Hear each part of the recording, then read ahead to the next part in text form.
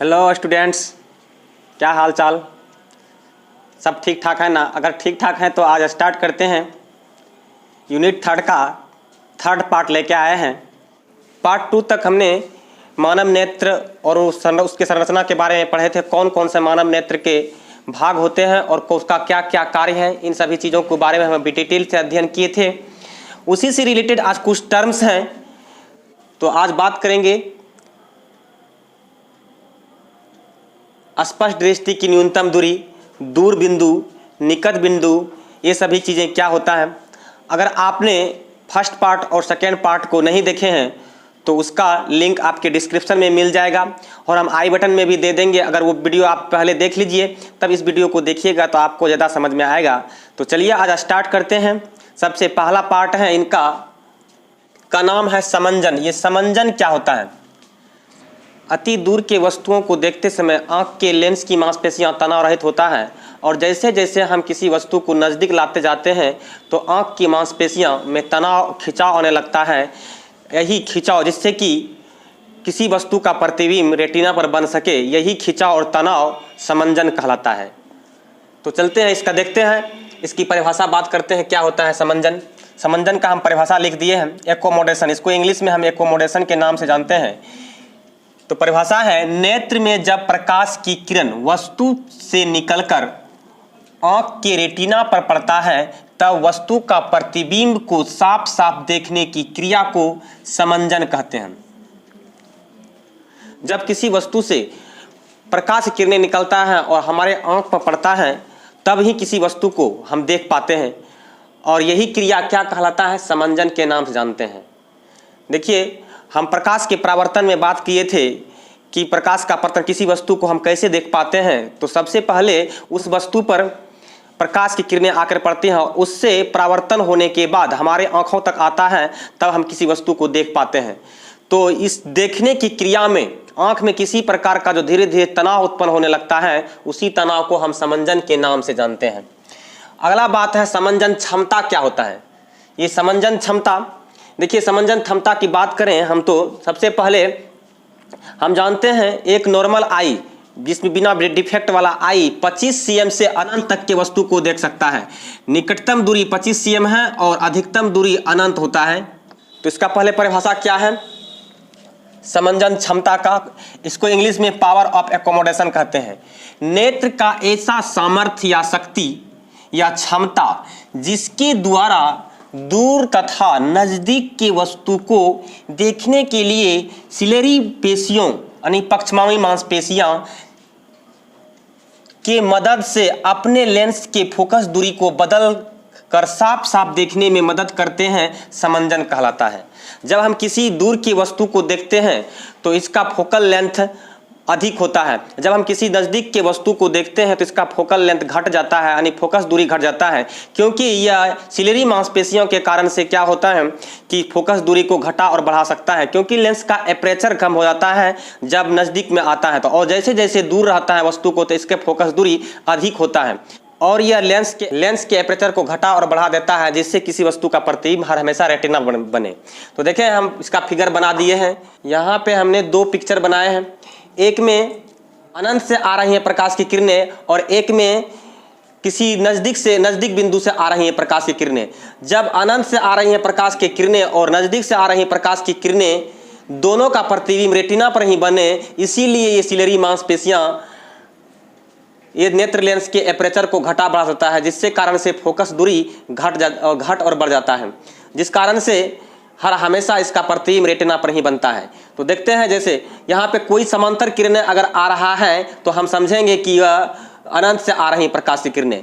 अगर किसी एक पॉइंट से प्रकाश की किरणें आ रही हैं तो हम समझेंगे कि वह नज़दीक से आ रही हैं प्रकाश की किरणें। तो यहाँ पे हम 2 पिक्चर में दिखा दिए हैं, अनंत से आ रही प्रकाश की किरणें और नज़दीक से आ रही प्रकाश की किरणें। दोनों से प्रतिबिंब जो निर्माण हो रहा है वो हर हमेशा रेटिना पर बन रहा है।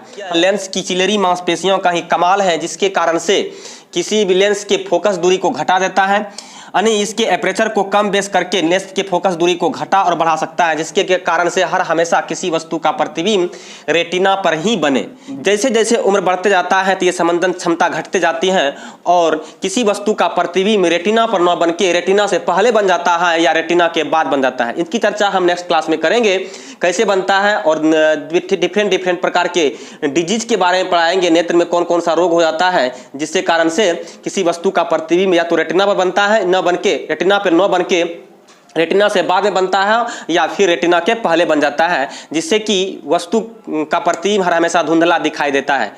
यह है समंजन क्षमता। समंजन क्षमता का मतलब एक ही है कि यह हर हमेशा एक ही जगह पर यानी रेटिना पर ही किसी वस्तु का प्रतिबिंब को बनाया जाए। इसके द्वारा यानी सिलेरी मांसपेशियों के द्वारा। यह है सिलेरी मांसपेशियां, ये जो देख रहे हैं जिसके द्वारा यहाँ पे नेत्र लेंस नेत्र गोलक में लटका हुआ है, उसको कहते हैं सिलेरी मांसपेशियां। सिलेरी मांसपेशियों के नाम से इसको जाना जाता है। अगला बात आता है स्पष्ट दृष्टि की न्यूनतम दूरी क्या होता है, यानी least distance of clear vision.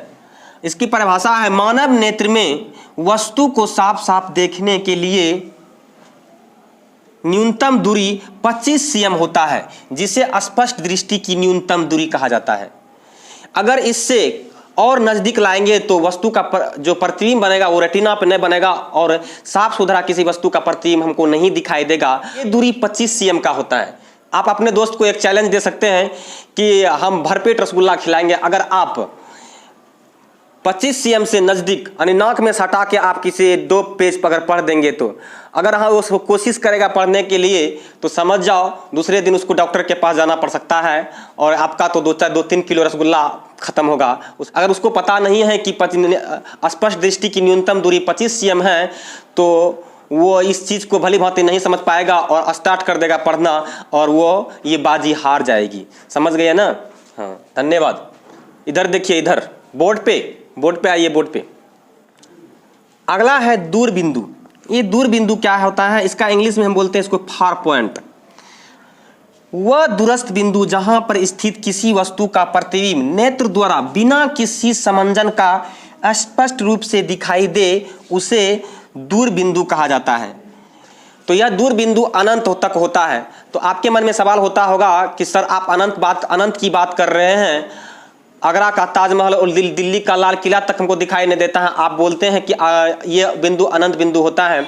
तो परावर्तन के नियम में हम बात किए थे कि कोई भी चीज़ को कैसे देखा जाता है। तो इसको देखने के लिए जब किसी स्रोत से आ रही प्रकाश की किरणें उस वस्तु पर पड़ता है और उस वस्तु से परावर्तन के बाद हमारे आँखों तक आता है, तब ही हम किसी वस्तु को देख पाते हैं, अन्यथा नहीं देख पाते हैं। अगला है ये निकट बिंदु। निकट बिंदु क्या होता है, यानी नियर पॉइंट। वह निकटतम बिंदु जहां पर स्थित किसी वस्तु का प्रतिबिंब नेत्र द्वारा बिना किसी समंजन का स्पष्ट रूप से दिखता है या दिखाई देता है, निकट बिंदु कहा जाता है। यानी बिना आंख में बिना किसी तनाव या खिंचाव के हम जहां तक के वह नजदीक का बिंदु जहां तक के वस्तु को हम साफ साफ देख पाते हैं उसे ही हम निकट बिंदु कहता है। यह मानव के लिए 25 cm का होता है। अगर 25 cm से नज़दीक किसी वस्तु को लाने का प्रयास करेंगे और उसको देखने के प्रयास करेंगे तो हम सही से उस वस्तु को देख नहीं पाएंगे और वह धुंधली दिखाई देगा, क्योंकि इसका प्रतिबिंब जो बनता है वो रेटिना पर ना बन के रेटिना से बाद या पहले बन जाता है। अगला है दृष्टिपरास, रेंज ऑफ विजन। दूर बिंदु तथा निकट के बिंदु के बीच की दूरी को दृष्टिपरास कहा जाता है। अनंत यानी हम कह सकते हैं अनंत और 25 cm के बीच की दूरी को दृष्टिपरास के नाम से जानते हैं। आज के लिए बस इतना ही। नेक्स्ट पार्ट में हम पढ़ेंगे नेत्र में होने वाले विभिन्न प्रकार के डिजीज और उनका निवारण। हम उसका निवारण किस प्रकार से कर सकते हैं और कौन कौन सा हमारे आँखों में होने वाले रोगे हैं और उसको किस किस प्रकार से हम निवारण कर सकते हैं, उसका उपचार कर सकते हैं। और तो इनके बारे में हम नेक्स्ट क्लास में नेक्स्ट पार्ट में पढ़ेंगे। तब तक के लिए आप लोगों से अनुमति चाहते हैं। जय हिंद, जय Bharat. hold me close till I get up. Time is barely on our side. I don't wanna waste what's left. The storms we chase are leading us, and love is all we'll ever trust.